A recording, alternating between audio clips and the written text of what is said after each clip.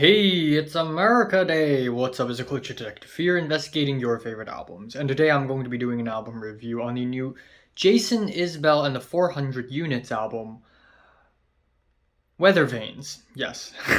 So, Jason Isbell is an alt-country singer-songwriter, and this is his latest album, Weathervanes. It is 1 hour long and it is incredibly beefy.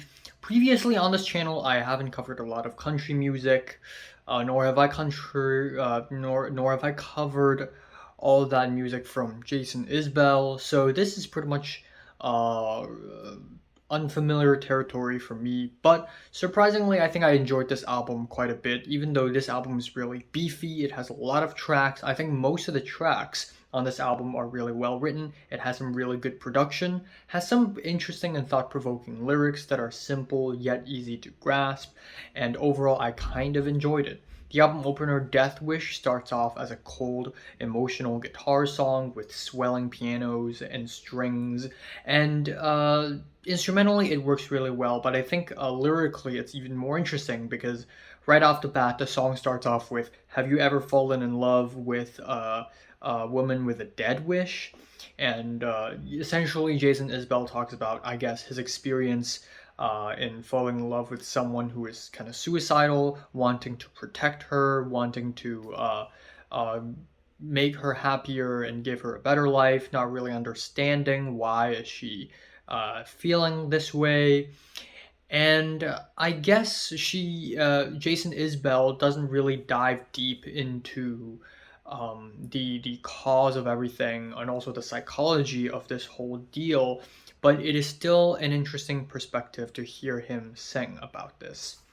Then we have King of Oklahoma, which is a pretty straightforward track with some really good violin solos between the verses. They're really amazing. The whole track is really sweet and driving and compelling. Following that, Strawberry Woman is even more sugary and sweet. We have some subtle finger-picked guitars, and lyrically he sings about how he met this strawberry woman while he was in Texas. The strawberry woman playing an old guitar or something like that. The next track, Middle of the Morning, is an easygoing track with some shakes and hand drums. It has some really solid vocal performances, but the guitars are a little bit drab and the whole track drags on a little bit.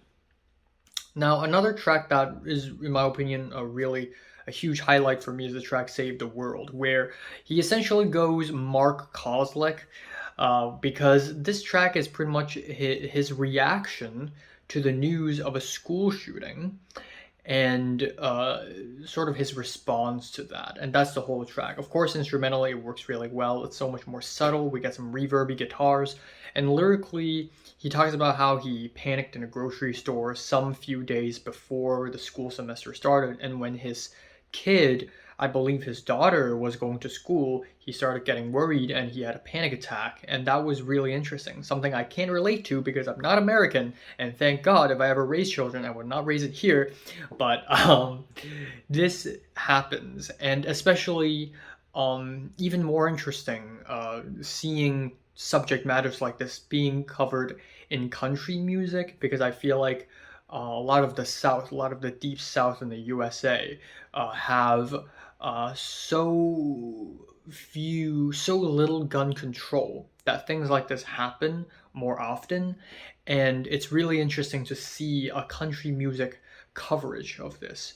Then we have If You Insist, which is a speedy track with some classic horseback country rhythms.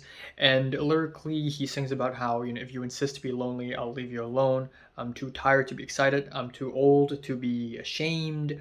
Like, I guess he's like a bartender. Like, I won't hit you up. Or maybe he's just in a bar, but, I won't hit you up. I just want to talk to you. So that's pretty straightforward. Cast Iron Skillet is a beautiful ballad with some quiet vocals and guitars. He asks about how his friend got so low, how he stooped so low. So lyrically, there's that personal aspect to it. And then that is contrasted with the louder track, that is When We Were Close, which has these distorted soaring guitars. The hooks are a little bit average and redundant in my opinion, but overall still solid.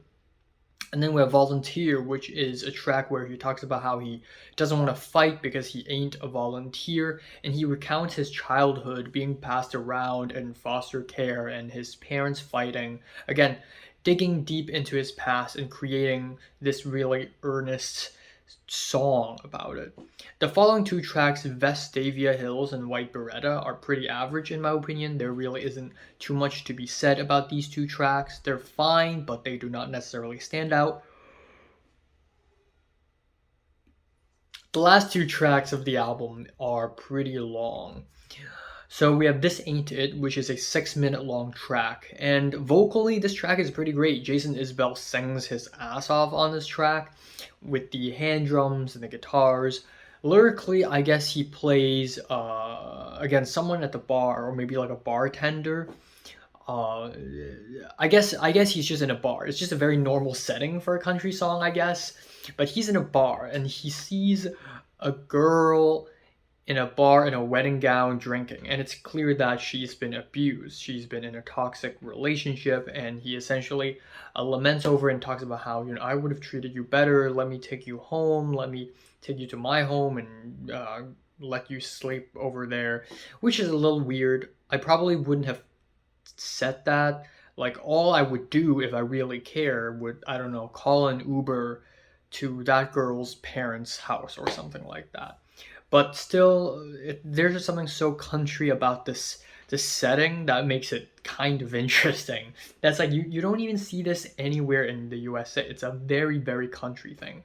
And finally, the album ends off with Miles, which is a 7 minute ender. And the first half is kind of smooth and easygoing, but the second half turns sour. It gets dramatic.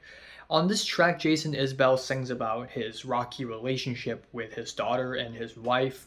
There are miles between us. He feels a distance between him and his wife and daughter, and how he gets stressed and lashes out at a kid in a grocery store. And again, he gets earnest, he gets really personal on this track, really retrospective, and I admire that. And overall, musically, it works really well, and it is an impactful ending to the album. So yeah, overall, I think this is a really solid album, and I would like to get to know more country music after listening to this. I'm giving the new Jason Isbell album, Weathervanes, a light to decent 8 out of 10. So, have you listened to this album? Comments below, let me know. Subscribe if you want more. And thanks for watching.